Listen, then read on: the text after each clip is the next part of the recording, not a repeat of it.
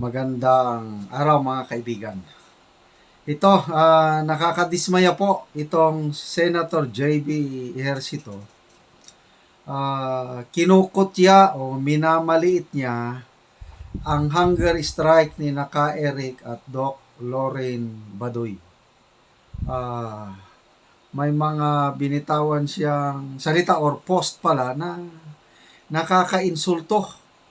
Ako, nagsisi ako bakit ko binutuhan itong ehersito na ito.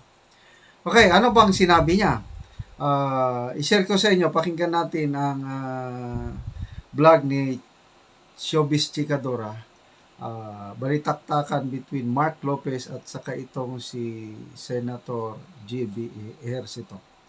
Ang hunger strike na ito ng dalawang host ay tila tinuya naman ng isa pang senador na si Senator J.V. Ejercito dahil sinabi nitong mas maigi daw kung ginagawa ng dalawa ang kanilang protesta laban sa China. Ayun nga sa pahayag post nito ay, mas bagay sana ito kung sa halip ay ialay natin sa ating mga Philippine Navy at Philippine Coast Guard personnel na tumitindig laban sa China.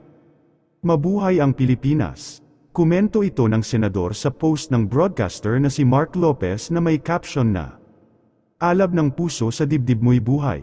Lupang hinirang duyan ka ng magiting. Sa manlulupig di ka pasisiil." Doc Lorraine Marie T. Badoy visited by her children last night in her detention at Batasan. Our fight begins. Kaya naman sinagot nito ang post ni Senator J.V. Ejercito ng, "Wala na. I think J.V. Ejercito has lost it. Lutang na." So, ayan po. Ano pang kinalaman ng West Philippine Sea, yung iaalay sa Philippine Navy at Coast Guard, yung pag-hunger strike. To me, napaka-insulting itong ganitong remarks. Hindi naintindihan nitong senador na ito yung tungkol sa freedom of expression, freedom. Batas pa naman ito na pinasa ng Senado. Soto law. Oh, bakit wala silang pakialam ang batas na mga senador, congressman nagpasa tapos hindi sunusunod. Tapos ganyan pa ang mga comment nila na anyway, basta ako tatandaanan ko itong Senator Ejercito na ito. May araw ka rin pagdating ng eleksyon. Mga kaibigan, tandaanan natin yan at maniningil tayo balang araw. Okay? Ito, may share ako na paliwanag ni Attorney Harry Roque na very clear na labag o illegal ang pagkulong ng Kongreso kay Ka Eric at Dr. Badoy. Pakinggan natin ang paliwanag ni Attorney Harry Roque. Tama ba yung pag-aresto kay Ka Eric at kay Dr. Lorraine Badoy? Ang tanong ko po tama ba ha? Hindi, meron bang kapangyarihan ng Kongreso? Dalawang bagay po kasi yon. Kasi meron po talagang kapangyarihan ng Kongreso. Maaga pa po, mga 19 kopong-kopong pa, Arnott versus Nazareno, sinabi na ng Korte Suprema, may ganyang kapangyarihan ang Kongreso para depensahan ang kanyang institusyon. No? At ang sabi doon, kapag ang Kongreso ang nagpa-aresto, walang remedyo. Dahil kapangyarihan yan ng Kongreso na kabahagi ng tinatawag niyang plenary powers. No? At yung plenary powers na yon, kasama na nga yan, yung kapangyarihan na magkaroon ng investigasyon para po in aid of legislation. At kapag ikaw ay hindi sumipot o hindi nagsisinungaling, pwede kang parusahan. So wala pong kaduda-duda. May kapangyarihan po ang Kongreso na magpakulong by way of contempt of Congress. Pero ang tanong, ditong nangyari kay Ka Eric at saka kay Doc Lorraine Badoy, tama ba ang pag-aresto nila? Ang sagot ko, hindi. Bakit po? Unang-una, nakita naman po natin na talaga naman pong kaya pinaaresto si Ka Eric, kasi pinipilit siya na ilabas kung sino yung source niya nagsabi na di umano, umaabot ng 1.8 billion ang naging gastos ng speaker. Bagamat, sabi nga natin ng huling Facebook Live natin, tanong lang naman yun eh, totoo ba ito? Kinakailangan bigyan ng klarifikasyon. Pero pinipilit siya na ilabas kung sino yung source. Eh alam niyo po, meron po tayong tinatawag na Soto Law. Opo, lolo po yun ni Senator Soto, ni Tito Soto. Na congratulations, nanalo sila sa Itbulaga. Sila may-ari nung trademark na Itbulaga. At ang sinasabi ron, hindi mo talaga pwedeng mapilit ang mga mamamahayag na sabihin kung sinong source niya. Bakit? Kasi pag pinilit mo at na-expose mo mga source, wala nang magbibigay ng impormasyon na kinakailangan malaman ng publiko. Bakit? Kasi siyempre, kapag itong mga impormasyon nito ay laban sa mga politiko, gaya ng speaker, talaga namang kukuyugin kung hindi magkakaroon ng banta sa buhay ng source. Di ba ho? No? So, ang tanong, contempt of Congress ba kapag ang isang mamamahayag ay hindi nagbigay ng source? Yun nga po dahil may batas po na sinasabing hindi po pwedeng mapilit na sabihin ng source at hindi dapat mapanagot dahil sa kanyang pag-refuse na sabihin kung sino ang source, hindi dapat siya pinakulong. Now, si Doc Lorraine naman, abay ang sabi, paiba-iba ang iyong mga sagot. Obviously, ikaw ay nagsisinungaling. Well, may kapangyarihan ba ang Kongreso na magpakulong kapag sa mga taong tingin niya nagsisinungaling? Meron po. Pero, ang sabi ng Korte Suprema dito sa mainit-init pang desisyon sa kaso ng Lincoln Ong versus Senate Blue Ribbon Committee, abay ang sabi, dapat kung ikaw ay magpapakontempt dahil sinasabi mo na nagsisinungaling, dapat bigyan mo ng right to due process yung testigo. Ano ibig sabihin yun? Dapat pakinggan mo siya. Dapat pakinggan mo at tanungin bakit hindi ka dapat na mapakulong by way of contempt dahil ikaw ay nagsisinungaling. Kasi paano mo alam kung ang sinasabi nga ay kasinungalingan? Sa katotohanan nga, tanging hukuman naman ang talagang venue para malaman kung anong totoo at anong hindi. Pero, bagamat po, pwede rin talaga na mag-determine kung nagsisinungaling o hindi ang Kongreso, dapat pinakikinggan.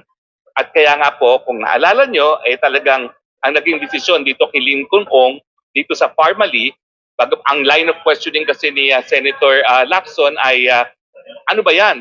Napakalaking halaga. Gusto mo kaming maniwala na itong halagang ito ay binayaran diretso na hindi ka nagbukas ng letter of credit. At ang sabi niya, yun naman po talagang totoo kasi may mga transaction naman talaga sa China.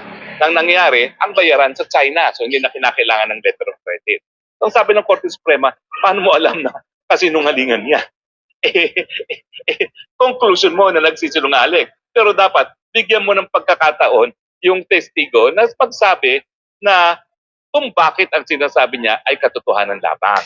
At kapag hindi mo siya binigyan ng pagkataon mapakinggan, that is grave abuse of discretion. Ibig sabihin, illegal, labag pa rin sa saligang batas ang desisyon na ipakulong. So, ano pong malinaw? Meron pong kapangyarihan ng Kongreso magpakulong by way of contempt, pero una-una, kinakailangan po hindi salungat sa batas.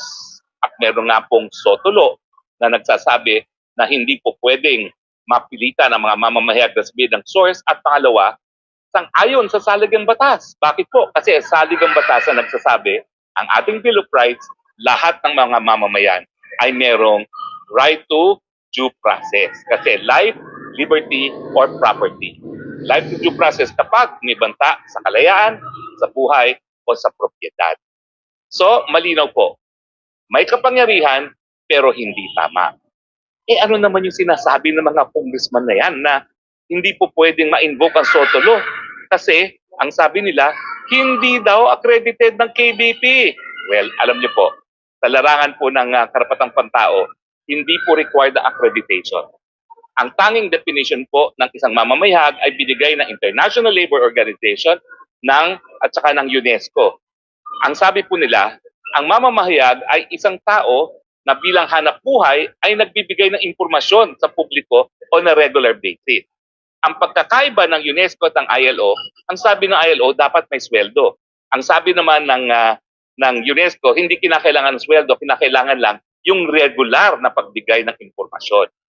At meron pong opinyon ang ating Special Rapporteur on Freedom of Accreditation, of Expression, na yung requirement na dapat ma-accredit ang media, yan po ay labag din sa karapatan ng malayang pamamahayag. Bakit? Sino ba ang mag-accredit? Gusto mo bang gobyerno rin ang mag-accredit? Yung KBP po, yan po ay voluntary organisasyon. Kasi nga po, dahil sa kalayaan ng malayang pamamahayag, hindi mo po pwedeng supilin, prior restraint, hindi mo po pwedeng parusahan ang mga mamamayag dahil ginawa nila ang kanilang trabaho. Bawal po yung prior restraint, bawal ang subsequent punishment. Ang nangyari po kay Ka Eric at kay Lorraine Badoy, yan po ay subsequent punishment na pagkakakulong na paglabag sa kanilang karapatan bilang mamamahayag. Now, yung accreditation ng KBP, para po yan sa self-regulation. Mas magandang po sana nga na merong self-regulation kasi kung ikaw ay isang tao na sa tingin mo nalabag ang iyong karapatan ng media, doon ka magsasampa ng kaso at ang mag-uupong mga west ay yung mga kasama sa hanap buhay ng mga mamamahayag na rinireklamo. Pero hindi po requirement ng accreditation para ikaw ay maging mamamayag, para ikaw ay magkaroon ng benepisyo ng SOTO law. Bakit? Number one, hindi naman po nakabanggit sa SOTO law yan. And number two, malinaw na po sa karapatang pantao, lalong-lalo na sa opinion ng UN Special Rapporteur on Freedom of Expression, nalabag nga po yan sa karapatan mismo kung ikaw ay magre-require na accreditation. Malinaw po ha, bagamat may kapangyarihan ng Kongreso na mag-cite in contempt, dapat po ito ay sang-ayon sa saligang batas at sang-ayon sa batas. At ang pagkulong kay Ka Eric, labag sa SOTO law, ang pagkulong kay Lorraine Badoy, labag sa Bill of Rights na right to due process. At para magkaroon ng benepisyo ng SOTO law, hindi po requirement ang accreditation.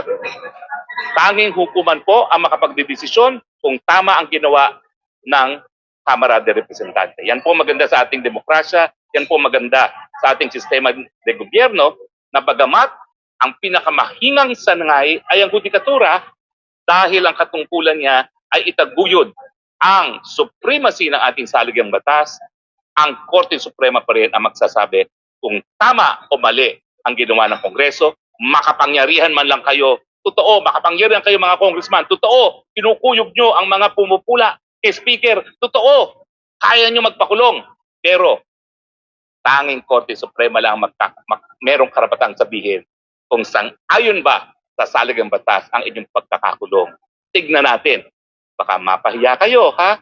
Mambabatas na baka madeklarang lumabag sa karapatan. Di ba? Dahil sila mambabatas, dapat alam nila kung ano ang saligang batas. Dapat alam nila kung anong batas. Pero alam lang nila, budget, projects.